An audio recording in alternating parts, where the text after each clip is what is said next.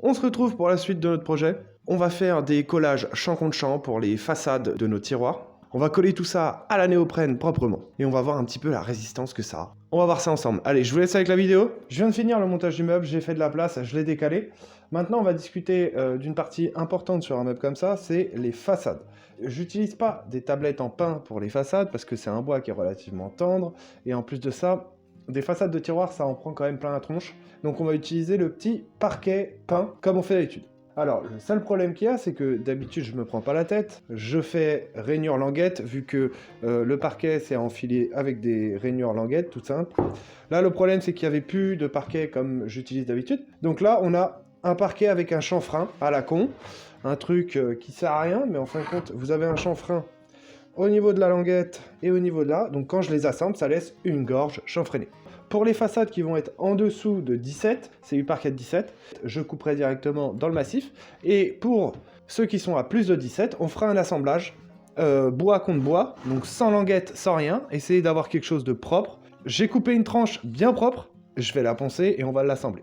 On connaît la largeur de nos ouvertures. Pour l'enfilade, c'est 96 de largeur. Donc si je fais mon 9, 15, 1, voilà, il n'y a aucun souci. Surtout au niveau de la longueur que je vais laisser un petit peu pour vraiment revenir recouper au millimètre propre.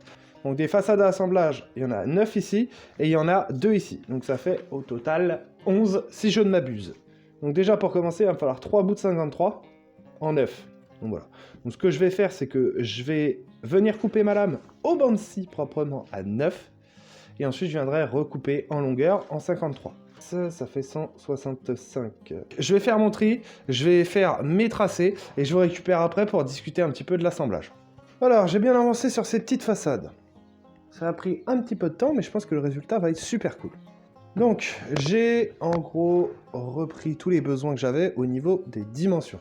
Au niveau organisation, tout simplement, moi j'ai commencé par faire mes enfilades. Et pour mes enfilades, pour avoir une esthétique qui claque un peu, j'ai fait des planches unies. Donc sur toute la longueur, c'est la même chose. Donc ce tiroir-là aura le même veinage que celui-là. Et voilà, les veinages se suivront. Donc c'est un bordel d'organisation, c'est chiant à faire. Mais par contre, le rendu va être super cool. Pour l'assemblage, je vais partir sur un champ contre champ. Donc il faut que mes coupes soient nickel. Je fais des coupes nickel au banc de scie proprement. Et ensuite, je mets mon gros coup de ponçage pour avoir vraiment des arêtes bien propres et qu'il n'y a rien qui puisse bloquer.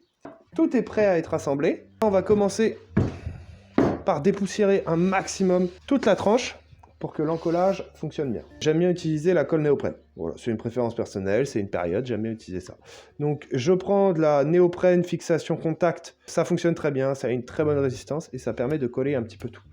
Et le gros avantage de la néoprène, je trouve, contrairement à la colle à bois, c'est qu'elle ne coule pas. Et ça, c'est vrai que pour la poser, pour pouvoir faire quelque chose de propre, c'est vrai que c'est appréciable. Après, voilà. L'école, renseignez-vous, c'est un gros bordel. Prenez ce qui vous intéresse le plus. Donc la néoprène, je pense que tout le monde connaît. C'est ce qu'on utilise pour coller tout ce qui peut être plastique, bois, pour faire des petits collages par-ci par-là. C'est une colle qui fait très très bien son travail, je trouve, et qui a une très très bonne résistance. Donc, la néoprène, il faut pas un brin de poussière sur la tranche, sinon ça ne colle pas. Il faut le savoir. C'est le seul des problèmes quand on travaille dans la menuiserie et qu'on utilise la néoprène, c'est qu'il ne faut pas de poussière. Moi, je pars sur un premier filet. Hop. Je viens la positionner. Là, vous allez me dire pour l'instant, aucune surprise. Bon, c'est sûr. Bon, je pense que tous ceux qui ont déjà utilisé de la néoprène se sont rendus compte que si vous faites ça, vous mettez en contact, qui vous vendent ça comme une colle contact ou je sais pas quoi. Si vous faites ça et vous essayez de décoller, c'est difficile, mais ça se décolle. Mais il y a une résistance, ça c'est vrai. Ce qui est préconisé pour ça, c'est de faire ce que je viens de faire.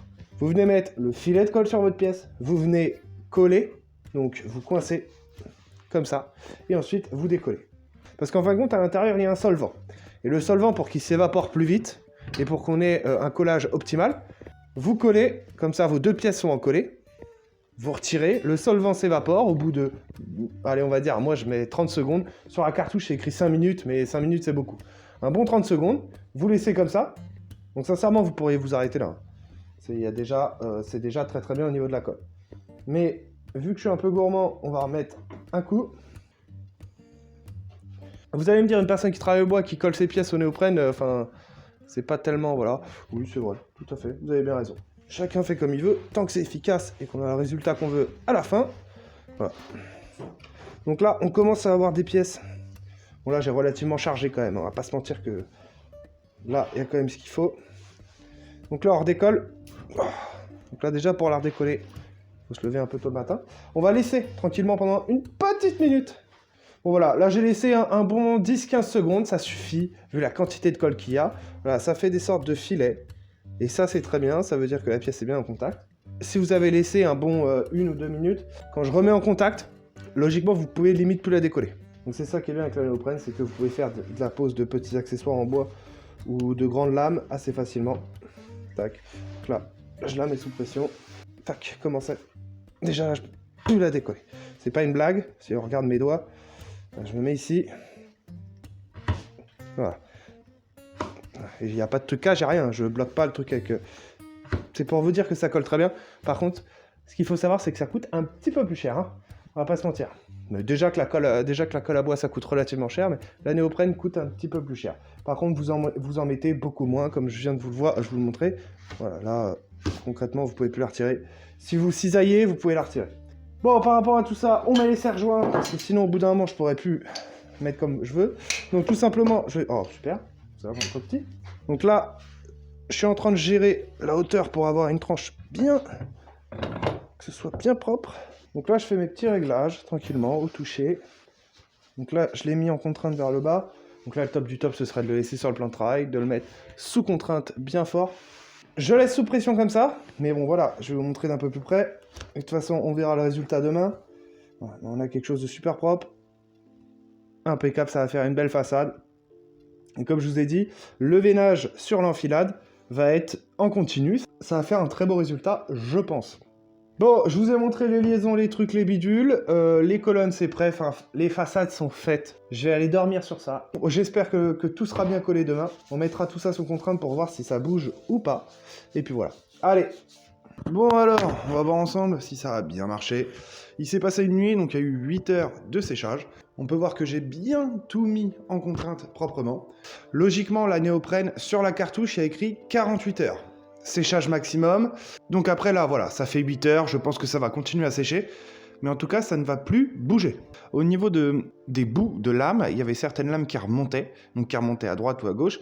Et sincèrement, si la colle néoprène arrive à le faire tenir en 8 heures de temps, 8 heures de séchage, sous contrainte, donc qu'il n'y ait plus de petits défauts, sincèrement, ça veut dire que ça va fonctionner. Parce que vu la contrainte qu'il y avait, déjà juste avec le serre-joint, j'avais des complications à pouvoir le mettre sous contrainte. Bon, j'ai l'impression que la planche fonctionne très bien, c'est du solide. De toute façon, comme je vous ai dit, ça reste de la façade, donc il faut pas une résistance de fou, c'est pas non plus un plateau. Par contre, voilà, on a un champ contre champ qui fonctionne très bien. Pour l'utilisation que je vais en avoir, ça marche très bien. Bon, je vais décaler tout ça, retirer les serre-joints et remettre le meuble, et ensuite on va s'attaquer sur la pose des façades. Donc pour faire un petit point, j'ai posé la totalité des façades. J'ai fait les 2 colonnes de l'enfilade, et j'ai fait les façades du tiroir. Donc il y a encore des réglages à faire, mais en gros, voilà ce que ça donne. Donc la petite vis, hein, bien sûr, elle est en option. Hein, je l'ai mise parce que sinon je galère à ouvrir les tiroirs. Et alors ce qui est bien, c'est que par rapport à ce qu'on a, les planches qu'on a fait, donc sur tout le long, le veinage va suivre. Donc c'est beaucoup de travail pour avoir ce résultat-là, parce qu'il faut bien penser à mettre la façade dans le bon sens, machin, et il faut le faire 15 fois de suite. Si vous vous trompez, le veinage, ça va se voir tout de suite. Mais là, tous les veinages se suivent, et c'est vrai que c'est relativement sympathique. En sachant que la tranche qui est au milieu, je ne l'ai pas encore poncée, donc ça va remettre en valeur les 2 veinages. Enfin, il y a pas mal de choses encore à faire, mais c'est des finitions. Je ne vais pas vous montrer en gros toutes les étapes si on ne va pas s'en sortir. Nous, on va faire le montage de ces façades-là. On va se faire une façade après l'autre. Donc pour commencer, il faut que vous ayez des bons casiers, les coulisses bien installées, tout soit propre. Si vous avez un peu de poussière, là c'est je ponce juste ici, donc là il y a un peu de poussière sur la façade, on retire tout ça. Tout simplement, on retire tout propre pour que quand on va venir en coller, ce soit bien propre. Donc moi ce que je vous conseille, c'est de vous faire un endroit où vous allez être bien pour pouvoir tracer, poncer, et avec votre meuble juste à côté pour pouvoir installer directement. J'ai les bouts de mes façades qui me restent. Moi je commence par le bas et je monte au fur et à mesure, comme ça je crée mes jeux au fur et à mesure. Et comme je vous ai dit, de toute façon le veinage se suit, donc on n'a pas tellement à réfléchir. Donc moi je fais ça, vous pouvez le faire au mètre, vous pouvez le faire comme vous voulez. Moi je le prends tout simplement, je viens le positionner à l'endroit de l'ouverture, je le pose comme ça et je trace. Je ne me prends pas du tout la tête, je prends mon équerre, je trace. Donc bien sûr, il faut réfléchir aussi en même temps aux petits jeux à droite, à gauche. Quand vous allez couper, il ne faut pas que ce soit au poil. Si c'est au poil, ça va bloquer quand vous allez mettre le traitement, quand vous allez déplacer le meuble, il faut des jeux. Moi, je conseille un jeu entre 1 et 2 mm entre chaque tiroir, puis après vous ajustez par rapport au visuel que vous voulez. Parce qu'il va y avoir le traitement qui va se rajouter, le fait que le meuble va arriver sur son piétement, il va peut-être y avoir des jeux qui vont se créer. Voilà, il faut que vous ayez assez de matière pour pouvoir travailler s'il y a besoin autour des jeux. J'ai tracé proprement, il ne reste plus qu'à couper. Bien sûr, l'inconvénient de faire des planches et d'avoir un veinage qui se suit, c'est qu'on n'a pas le droit à l'erreur. Si vous vous trompez d'un centimètre machin et vous devez recouper une planche, là, vous allez être dans la merde. Prenez votre temps pour bien faire les choses, parce que les pièces sont des pièces uniques. Le veinage, vous pouvez pas le reproduire. Donc là, par exemple, voilà, j'ai un jeu qui est pas du tout assez grand, je rentre même pas à l'intérieur. Dans ces cas-là, je me prends même pas la tête, je remets un coup de scie direct. Ça veut dire que mon jeu n'est pas du tout assez grand. Hop, je reteste. Ma scie circulaire a un petit défaut parce que ici, je suis bon et ici, il y a un problème. C'est pas grave, ça va partir au ponçage. Dès que j'ai mes façades qui rentrent, que j'ai mon petit jeu, que je suis propre, tout simplement, je prends ma ponceuse et là, je vais lui poncer la tronche partout. Je vais retirer au moins 1 mm sur chaque bord pour avoir vraiment un bord hyper lisse, bien propre. Donc là, c'est vrai que si vous ne faites pas la disqueuse et vous n'avez pas quelque chose d'autant abrasif que la disqueuse, c'est vrai que cette technique-là va être compliquée. Donc voyez comment vous pouvez faire, mais sinon, je vous conseille vraiment la disqueuse avec un petit plateau, ça arrache assez.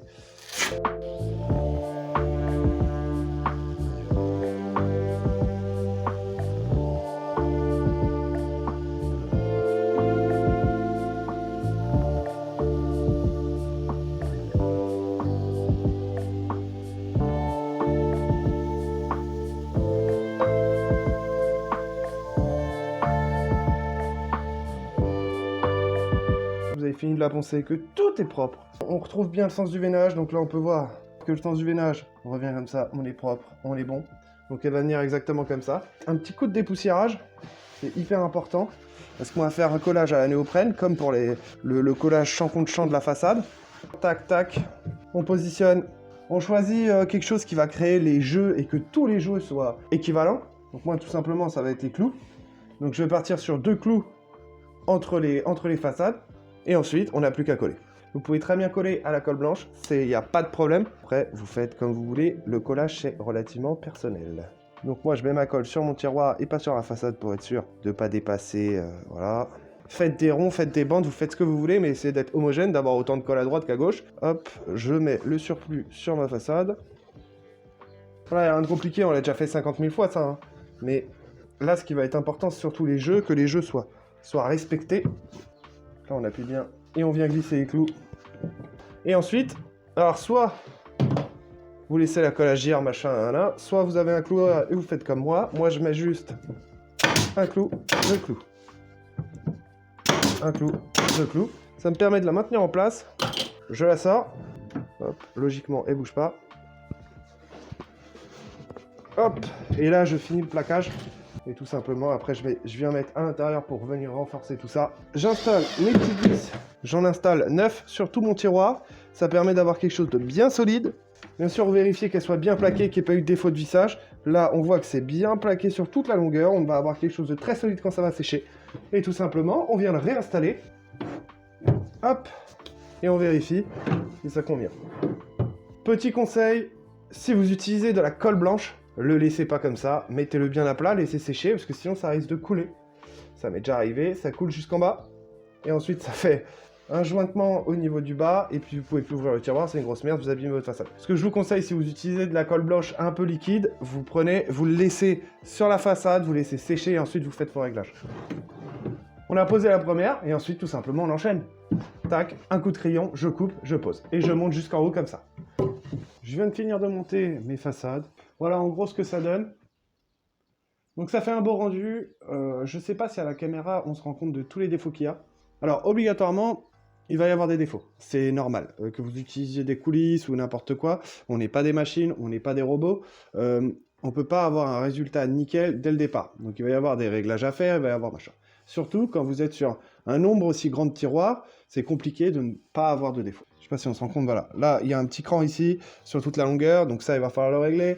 Là, ici, il y a un petit cran. Ensuite, ça va être au niveau des jeux. Voilà, essayez d'avoir un jeu le plus droit possible. On va essayer d'être un petit peu tatillon parce que c'est beaucoup de travail. Et le but du jeu, c'est qu'on ait le rendu le plus beau possible. Tout simplement, si vous voulez garder cet effet-là d'arrêt de vive, on va tout simplement venir poncer au niveau, voilà. Là, on peut le voir, ça fait un arrondi. Voilà, ça fait un arrondi quand on le regarde de ce côté-là. Mais par contre, quand on le regarde de face avant, ça fait comme si c'était plat. Donc sur celui du haut, par exemple, on va venir mettre un coup, mais avec un angle relativement fermé, pour vraiment venir juste poncer et retirer les défauts. Et comme ça, tout ce qui va être défaut de façade, que ce soit pas vraiment rectiligne, déjà ils vont se voir beaucoup moins. Après, vous allez chercher une homogénéité. Donc là, par exemple, j'avais un gros creux ici, je l'ai fait. Là, on en a encore un petit peu, mais c'est un réglage à faire. Et puis après, avec le traitement, je vais tout finir sur les meubles principaux, sur les grosses structures. Je vais tout terminer dans mon coin. Ensuite, je vais tout nettoyer et on va s'attaquer à une partie hyper importante, c'est le piétement. Bon, on va s'arrêter là pour cette petite vidéo. Voilà, le projet avance bien. Il nous reste 2-3 étapes. Donc on va finir tout ça proprement sur une dernière vidéo qui sortira mercredi. Bien sûr, si vous appréciez ce que je fais, n'hésitez pas à vous abonner, ça récompense mon travail. Et puis, on se dit à mercredi pour la fin de ce projet.